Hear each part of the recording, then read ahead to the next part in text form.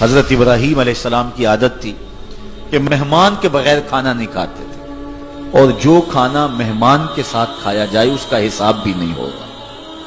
ساری زندگی یہ ان کو معمول رہا ہے۔ ایک دن بھوک لگی، گھر والوں کو کھانا پکانے کا کہا اور خود مہمان ڈھونڈنے نکلے۔ ایک شخص کو جو کہ بوڑھا تھا لے آئے، دسترخوان پہ بٹھایا، کھانا جب لگ گیا تو اس کو کہا اللہ کا نام لے کے شروع کرو۔ اس نے کہا میں تو اللہ کو نہیں مانتا۔ آپ نے فرمایا کہ میں تیرے سے کوئی ربط، رشتہ اور تعلق نہیں رکھتا، اللہ ہی کے نام پہ تجھے کھلا رہا ہوں، تو میرے رب کا نام تجھے کم از کم لینا چاہیے۔ اس نے کہا میں تو بتوں کا پجاری ہوں اور روٹی کے چند ٹکڑوں کے لیے اپنے بتوں سے بے وفائی نہیں کر سکتا۔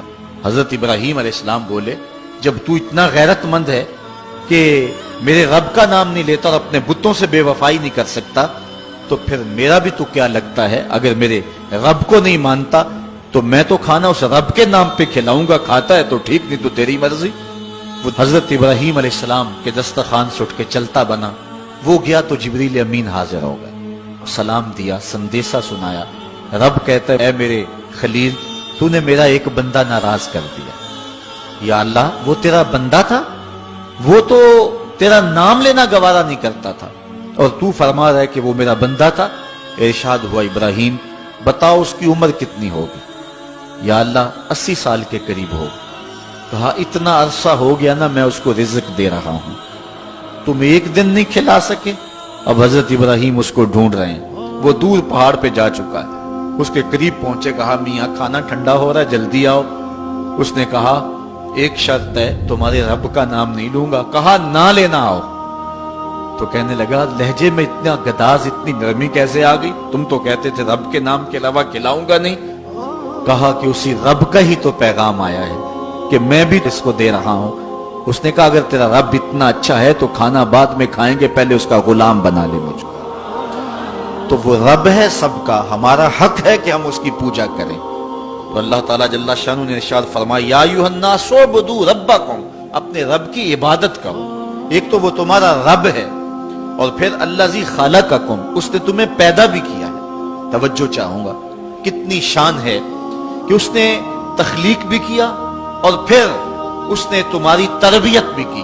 جو تخلیق بھی کرے اور تمہاری تربیت بھی کرے، کیا اس کا حق نہیں ہے کہ اس کے حضور سجدہ ریزیاں کی جائیں؟ ساری زندگی انسان ماں کی خدمت کرتا رہے تو بتاؤ ماں کی خدمتوں کا بدلہ دے سکتا ہے؟ ماں کے پیار کا صلہ دے سکتا ہے؟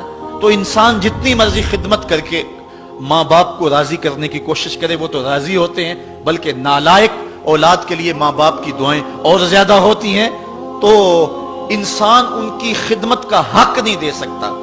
ماں باپ کے اتنے حق کیوں ہیں؟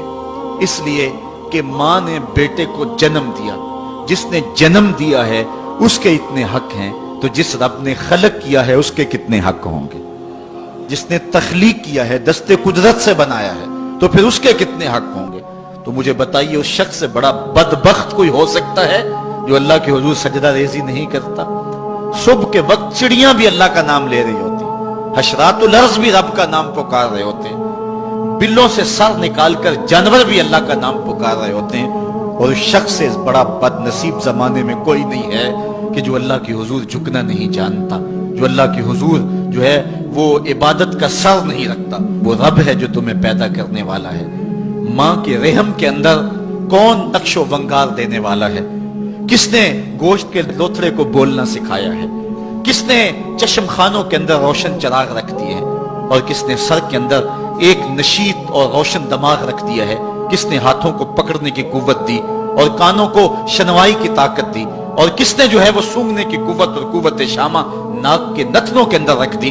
کون ہے جو ٹانگوں میں زور پیدا کرتا ہے؟ کون ہے جس نے چھاتی کو طاقت دی؟ کون ہے جس نے انسانیت کو احسن تقویم بنایا؟ انسان، کیا تیرا حق ہے کہ مسجد کے قریب سے تو گزر جائے اور اللہ کا نمائندہ پکار رہا ہو حی علی الصلاۃ حی علی الفلاح، آجا نیکی کی طرف، آجا نماز کی طرف، اور تو جو ہے وہ اس کو سننے کے باوجود گزر جائے؟ ایسا ہو سکتا ہے کہ تو اس کے حضور آئے نہ، حاضر ہی نہ ہو؟ یہ بد نصیبی نہیں تو اور کیا ہے؟ اللہ تعالیٰ جل شانہ ہمیں اپنی عبادت کی توفیق نصیب فرمائے۔